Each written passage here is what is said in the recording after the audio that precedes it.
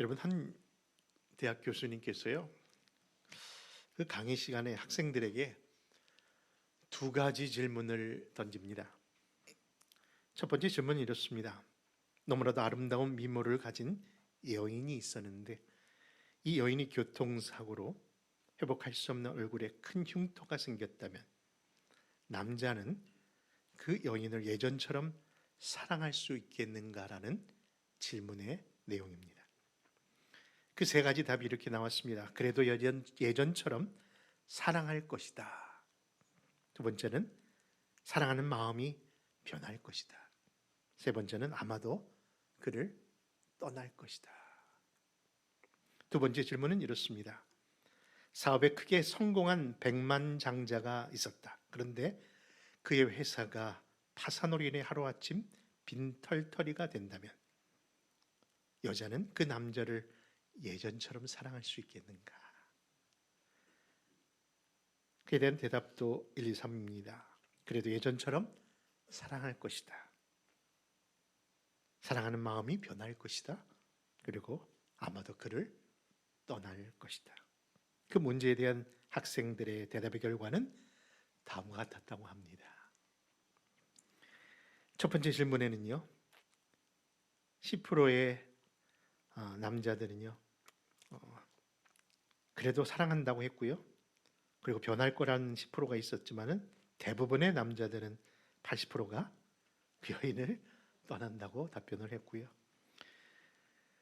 그런 남자를 둔 여성은 30%가 그래도 사랑할 것이다, 또 변할 것이다, 그리고 40%는 아마도 그를 떠날 것이라고 대답했다고 합니다. 그 결과를 보고 교수님은 이렇게 정의합니다. 여자가 미모를 잃는 것이 남자가 돈을 잃는 것보다 더 큰 문제라고. 교수님께서 화제를 돌리면서 갑자기 이런 질문을 더 하나 합니다.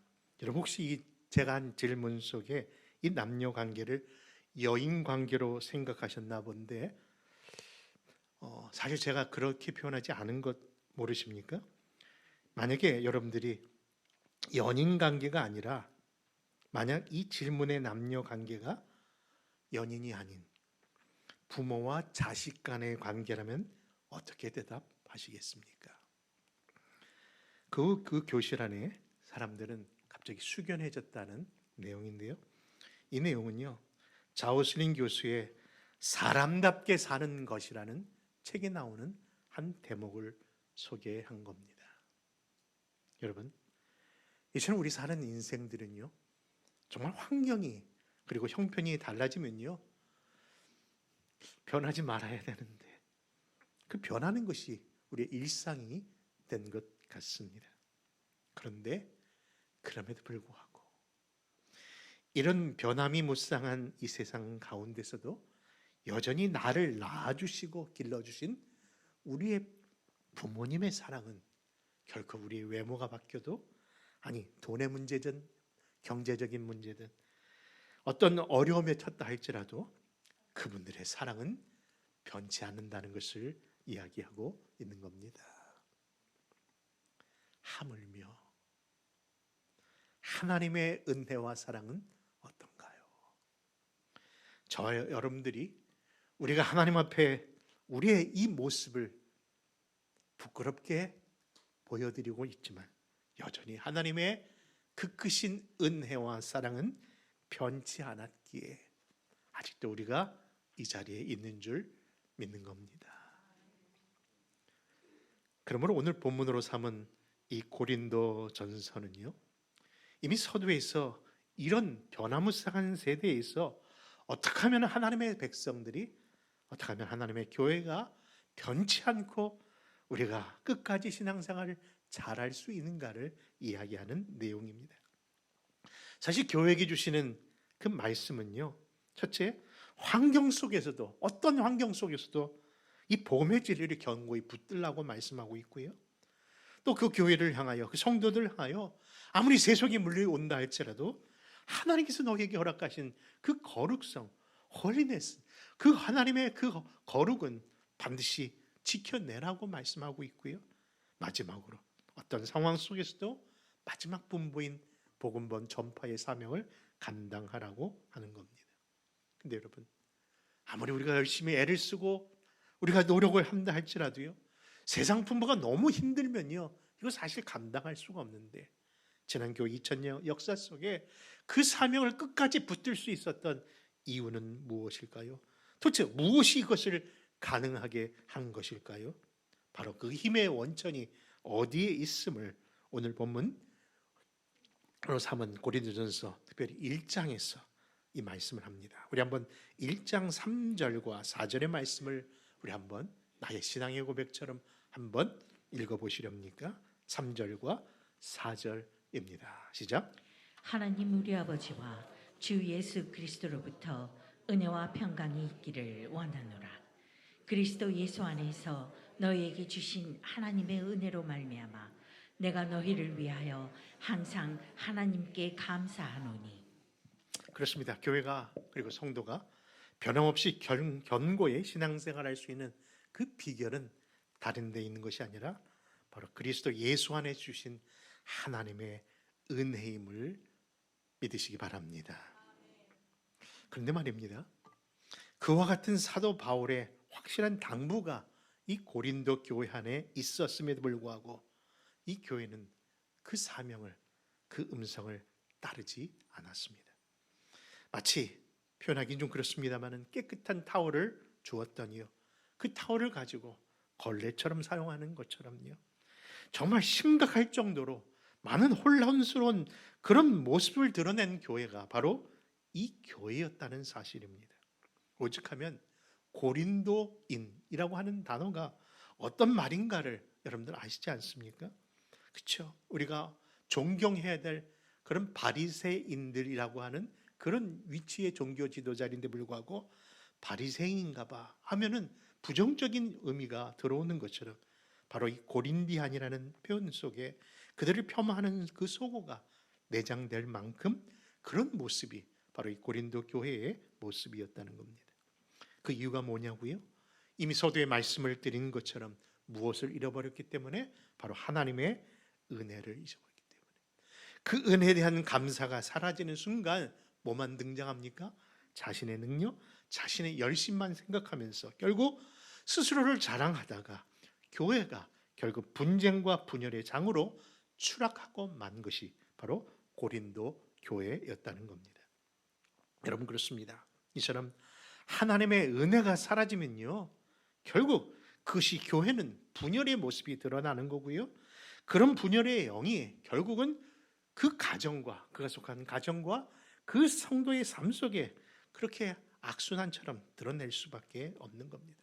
이미 말씀드린 것처럼 교회와 가정, 성도는 다 하나이기 때문에 그렇습니다.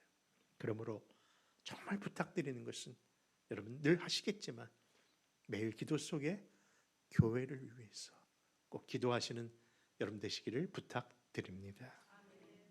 사실 고린도 교회는요, 여러분 모든 걸 자랑할 만큼 많은 영적 은사가 많았던 그런 교회입니다. 그런데 도리어 그런 좋은 은사가 있었건만 그 은사가 도리어 독이 된 케이스인 것이죠. 여러분 잘 아시는 고린도 서신에 보면요, 야, 이렇게 아름다운 내용이 있을까라고 하는 가장 아름다운 사랑에 대한 말씀들이 기록되어 있는데 혹시 몇 장인지 아십니까? 고린도 전서 13장이죠. 그렇죠?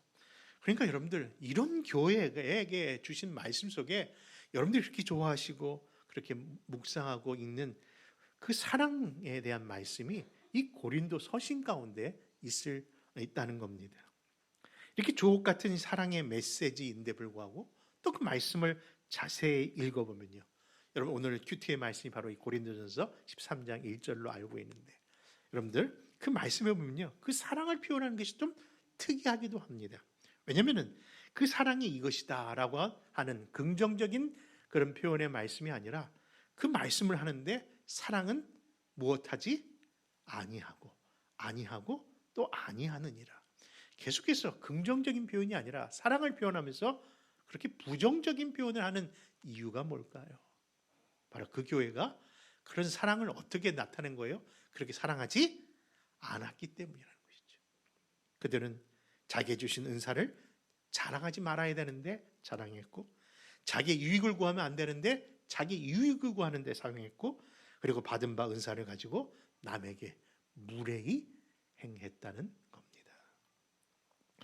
그렇습니다. 하나님의 은혜를 잃어버리면요, 이렇게 무례하게 되는 겁니다.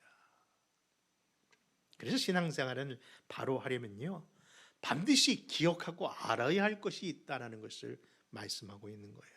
그 지침이 바로 우리가 오늘 본문으로 삼은 고린도전서 12장 서두에서 그 말씀을 합니다.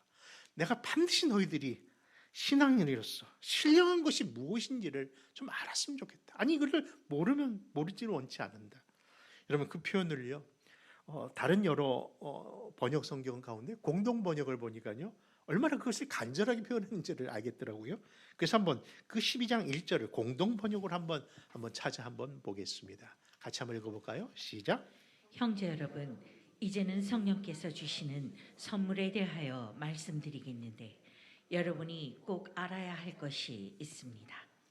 여러분, 서론적 배경을 통해서 말씀을 드린 것처럼 앞으로 이제 몇 주 동안요, 신령한 은사가 무엇인지, 정말 여기서 말하는 그 신령한 선물이 무엇인지를 알아야겠기에 계속해서 교회론을 중심으로 한 신령한 은사라는 주제로 말씀을 좀 나누겠습니다. 여러분, 바울은요, 그들에게 특별한 신령한 은사에 대한 이야기를 하는데 여기서도 역시 반어적인 의미로, 그런 어투로 말씀을 시작합니다. 다시 말해서 너희가 신령한 것에 대하여 많은 관심을 갖고 있는데 그렇다고 너희가 신령한 것 아닌 것 아느냐? 과거에 너희가 어떤 사람이었다는 것 너희들 잊었느냐? 하면서 오늘 그 본문 말씀을 시작하는 겁니다. 다시 한번 우리 1절과 2절 말씀을 같이 한번 읽겠습니다. 시작. 형제들아, 신령한 것에 대하여 나는 너희가 알지 못하기를 원하지 아니하노니 너희도 알거니와 너희가 이방인으로 있을 때에 말 못하는 우상에게로 끄는 그대로 끌려갔느니라. 그렇죠. 과거에 그들이 어떤 신앙생활을 했다고요? 우상이 끌려가는 대로, 그냥 끌려가는 대로 살았던 인생이었다는 거죠. 그런데 지금은 뭐예요? 누구의 인도하심을 받는 겁니까? 성령의 인도하심을 받는 자가 되었다는 겁니다. 그런데 그럼에도 불구하고 예전 이방신을 섬겼던 습관으로 신앙생활을 하고 있구나. 여러분, 예전에 저희 어머니가 미국에 와서 신앙생활을 시작하면서 어떻게든 하나님을 잘 보이려고요. 그리고 또 제가 전도사가 됐다니까 우리 어머니가 교회 그리고 성도들에게 좀 인사를 하려고 오래전 얘기입니다. 이렇게 교회 오셨는데 맨 앞에 오시더니 잘 부탁드립니다 하고 이렇게 가시더라고요. 여러분, 순수한 마음으로 이해해 주시기 바랍니다. 그러나 여러분, 신앙생활을요, 과거에 섬겼던 그런 태도로 아직도 신앙생활하는 분은 있지 않은지, 예전에 한번 말씀드렸죠. 거기서 어떤 행사를 하는데요, 교회 밴을 탔는데 어떤 분이 그 행사 끝나고 지갑을 두고 가신 거예요. 그래서 이 지갑 빨리 찾아야겠다고 탁 열었는데 누군지는 모르겠는데 그 조그만 그 지갑에서 뭐가 하나 발견이 된 겁니다. 뭐가 발견된 거 아니? 부적이 나온 거예요. 부적이. 분명히 권사님들 미팅을 했는데 여러분, 이렇게 신앙생활하면 안 돼요.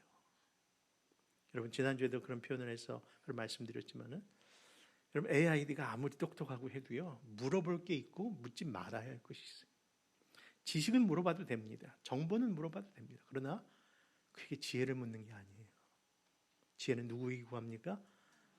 야고보서 1장 5절에 보니까 후히 주시고 꾸짖지 아니한, 누구든지 지혜가 부족하거든 후히 주시고 꾸짖지 않은, 누구에게 구하라?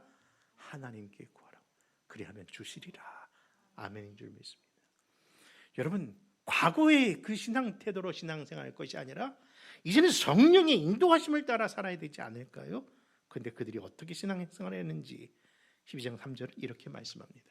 같이 한번 읽겠습니다. 시작. 그러므로 내가 너희에게 알리노니 하나님의 영으로 말하는 자는 누구든지 예수를 저주할 자라 하지 아니하고 또 성령으로 아니하고는 누구든지 예수를 주시라 할 수 없느니라. 그렇습니다. 그 당시 헬라 문화의 사람들은요, 자기가 믿는 신의 이름으로 서주를 저주하는 일에 썼다고 합니다. 누가 더 강한지 그것을 증명하자는 거죠. 진짜 누가 저주받는가 보자는 거죠. 여러분, 그런데 고린도 교인들이 그런 일을 했다는 겁니다. 그렇다면 이제 예수를 믿는 자로서 반드시 우리가 알아야 할 신령한 것은 무엇일까요? 첫째, 성령의 은사와 성령의 열매를 구별하십시오. 그것을 알아야 합니다. 여러분, 뭐라고요? 성령의 은사는 뭔지 아시죠? 근데 성령의 열매는 또 뭡니까? 바로 성령의 은사와 성령의 열매가 구별된다는 것을 반드시 알아야 한다는 것이죠. 그것들이 바로 신령한 것들이기 때문입니다. 여러분, 은사란 단어는요, 여러분 자주 사용하시는 카리스마입니다. 그렇죠? 오늘날은 것이 다른 것으로 오용되고 있어서 안타깝습니다만 카리스마가 바로 은사입니다. 근데 그 카리스마는 어디서 나온 거 아니? 카리스라는 단어에서 나왔습니다. 카리스가 바로 은혜입니다. 바로 은혜와 이 은사는요, 다 하나님이 주신 신령한 선물이라는 거예요. 여러분, 선물의 의미 아시지 않습니까? 선물은요, 뭘 잘해서 받는 것이 아니라 그냥 주어지는 겁니다.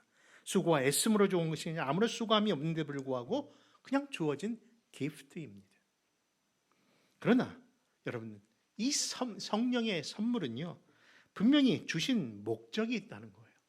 우리가 받은 조건은 없는데, 조건을 통해서 받은 것은 아닌데, 이 선물을 주신 목적은 알아야 한다는 거예요. 여러분, 그것이 바로 우리에게 주시는 두 번째 알아야 될 신령한 내용인 겁니다. 그렇다면 그 목적이 무엇인지 다음에 성경을 통해서 여러분들이 한번 모르지 않기를 원하노라. 한번 몇 구절을 한번 찾아보겠는데요.